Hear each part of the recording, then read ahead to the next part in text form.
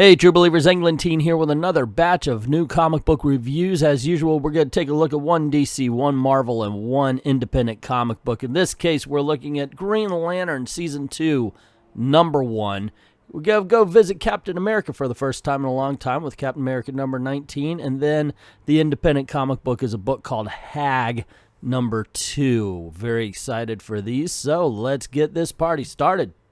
All right, we're going to start off with Green Lantern Season 2, Number 1. I dig the cover. It looks actually pretty decent now. On the inside, though, the art was very kind of cluttered. Even when there wasn't a lot going on, the art just seemed like it was cluttered for some reason. Like one of those old 1970s black and white magazines where it seemed there was so much going on in every page and everything. It just seemed, okay. I don't know if it's good or bad. I guess it's a personal choice. You look at it and you think it's gorgeous. By all means, you know, hey, that's cool. That's you. I think it's all right. It gets better as it goes. The whole story is exactly what you want in a first issue. I'm talking about old school first issues, not this modern day ripe for the trade. And you don't really get a story within the first issue because it's just chapter 1 of a longer story. This tells its own. Now, it sets up for issue number 2, of course. That's what comic books should always be doing. Issue 1 should be an advertisement for issue 2 and so forth and so on. But the comic book always should tell its own story in one issue. And you get that as it's basically reintroducing you or new readers basically to all the characters. They've got this big celebration in the beginning where they're walking around. It's like, hello, how are you? What's your name? I'm Tomare, and all that kind of stuff. And you get to know all the players as you're going through, and they're kind of catching you up in the first pages about what's going on. It's done very well. And then, of course, we find out that it's a recruitment drive. And Hal Jordan is saddled with a element-based person or a creature, and he has to go and save the Guardians, the new Guardians anyway, on their home planet.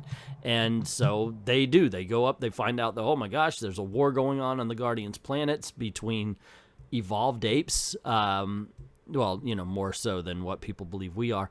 And that's it. They actually have a war with these evolved apes. Some of them have psychic powers and everything, and they're turning on the person who created them. It's fun. It's exciting. And like I said before, it's everything you want in a first issue. It's a great setup issue. They leave it on the table. And even though the ending is a cliffhanger, and it does set up for the next one, what you see is what you get. All you ever really have to do to get a good Green Lantern story is buy this first issue. Next up, we're going to talk about the independent comic book, Hag number 2. And dude, seriously. Okay, so I did do a review for Hag number 1. That's why I wanted to pick this up. I remember I was very impressed with the story. I could see it playing out as a movie in my head while I'm reading this. The atmosphere, the way I would direct it, basically. And I think that is what a good book, whether it's a comic book or a novel, will do. You start picturing it in your head. It becomes almost dreamlike as you're reading it. It's not so much that you're looking at the pictures and you're reading the words. It's more like it's absorbing and becoming a part of your imagination. And that's what this story does.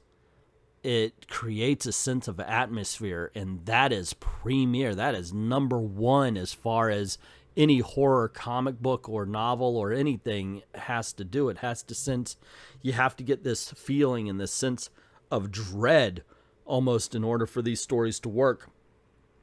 And this one does it. Basically, you got your, I forgot the name, and I apologize. I read so many comics. The protagonist here, he goes and he visits his friend in a lighthouse. He was in the war with them. They're two Vietnam buddies. And I love the fact that they're Vietnam veterans, and they are as old as Vietnam veterans should be at this point in time. I know my pops was in the war. He's 70, you know, and that's how they are.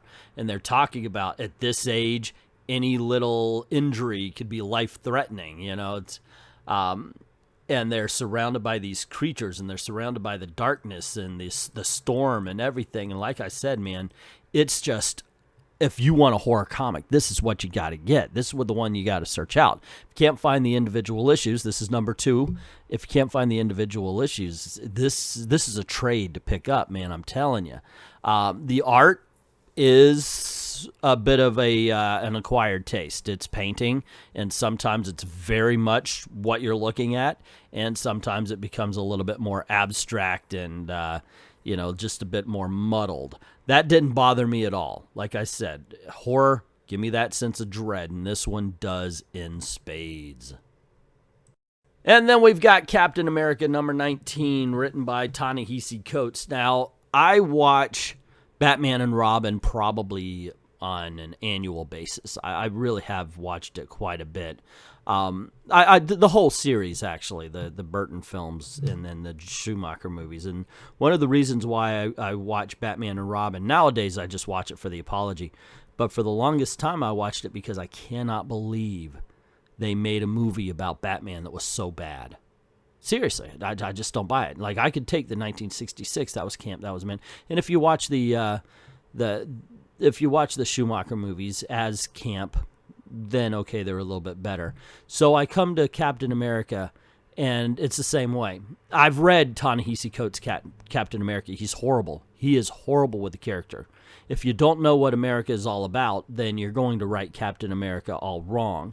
And America was built with the sense that we are individuals and we can govern ourselves. It's all about individual freedom.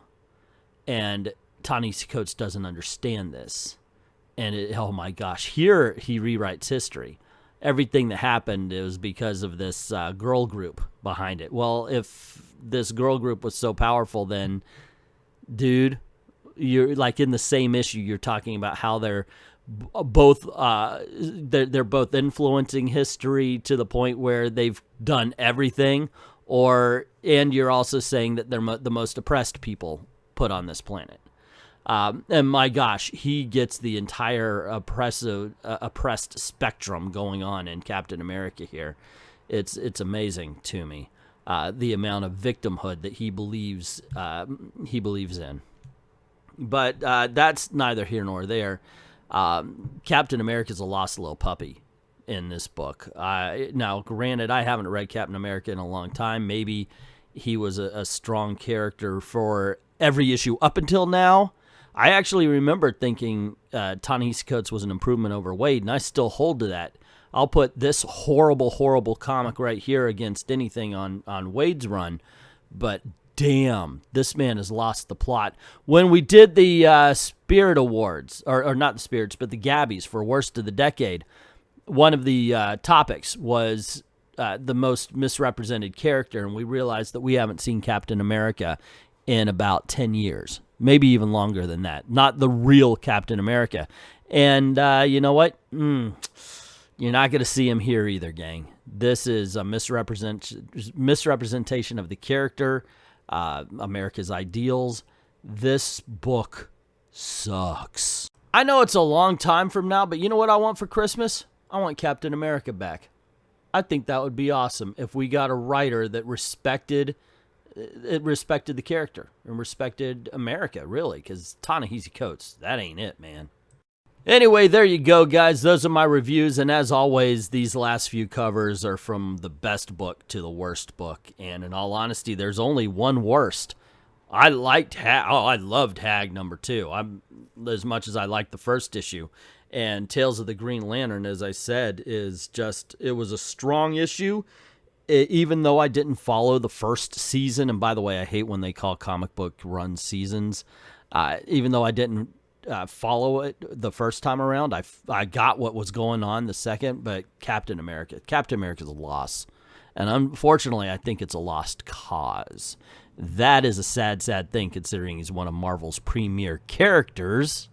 But that's just my opinion. What was yours? Let me know in the comments below. Don't forget to click like, share, subscribe, and ring that notification bell. Make sure your notifications set on all for YouTube and Google. Also, click on one of the videos that are popping up around you here and go on over to Patreon and to Ko-Fi. Drop $1 in the till. Helps keep the lights on and helps keep making videos for you. Like, thank everybody who's already done that, and to everyone, all of the true believers, thank you very, very much for watching.